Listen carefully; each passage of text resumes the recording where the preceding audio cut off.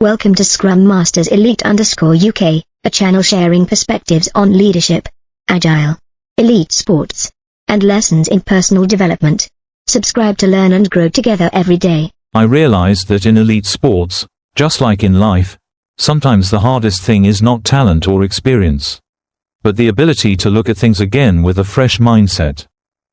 I began asking myself, what made Rennie's return after nearly a decade working overseas so warmly welcomed by the players? Perhaps the answer lies in the very time he spent away from his familiar environment. 9 years is not a short period. During that time, world rugby changed, people changed, and certainly a coach's perspective would change as well. When someone returns after many years, they no longer see things through the same old lens. They see through experience, through lessons accumulated over time, and sometimes through the humility that time brings. This made me reflect on the difference between Rennie and Scott Robertson. Robertson stepped directly from the familiar environment of the Crusaders into the role of head coach of the All Blacks. That clearly has advantages. He understands the system, the people, and how the organization operates. But at the same time, that familiarity can also carry invisible assumptions. A coach who has been with an organization for a long time may naturally view players and playing styles through patterns that have already been formed. That isn't always wrong, but sometimes it makes change harder. Rennie, on the other hand, seems to step into the role with a different mindset, one that carries fewer ties to the past. I think this is exactly what excites many players.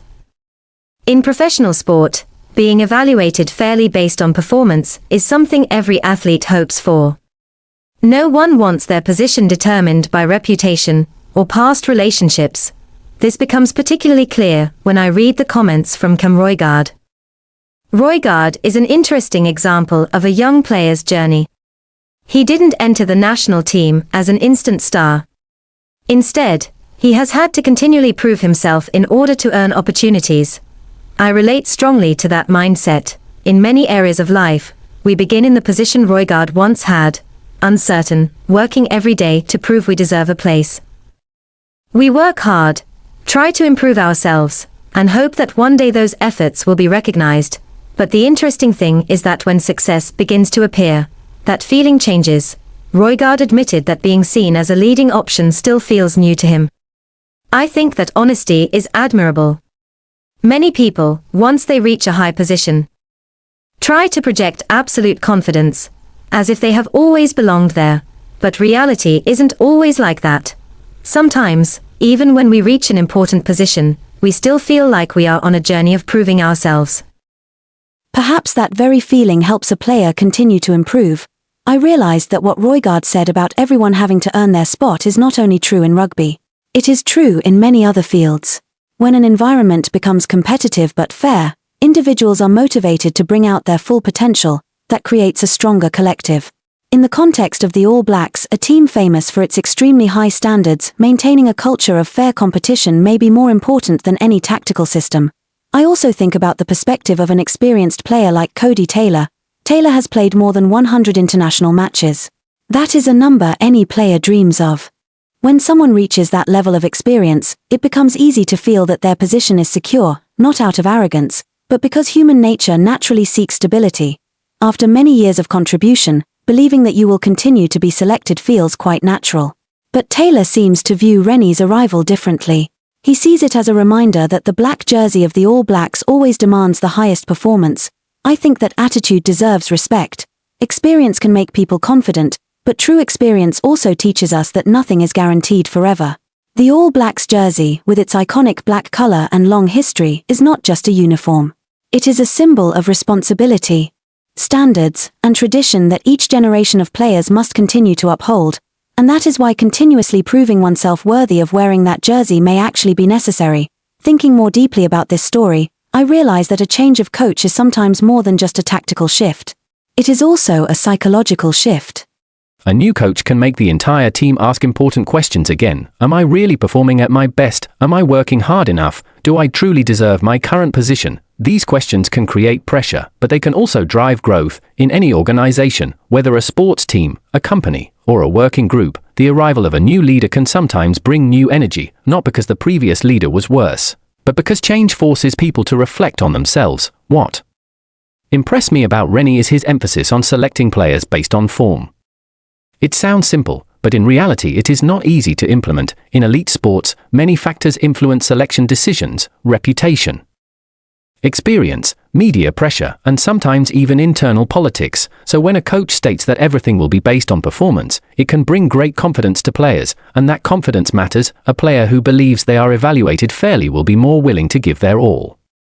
They know their effort has meaning. On the other hand, if an environment makes people feel opportunities are unfair, motivation slowly disappears. From the players' comments, I sense that Rennie's arrival has brought a new feeling. Everything can change if you perform well. I think that is a powerful message, not only in sports, but in life in general. Sometimes we think our place in society is already fixed. We believe opportunities belong only to certain people, or that systems are too rigid to change. But when an environment truly respects ability and performance, everyone has a reason to hope. This reminds me of a famous philosophy of the All Blacks: leave the jersey in a better place. The idea is simple: every generation of players should try to make the jersey better by the time they leave it.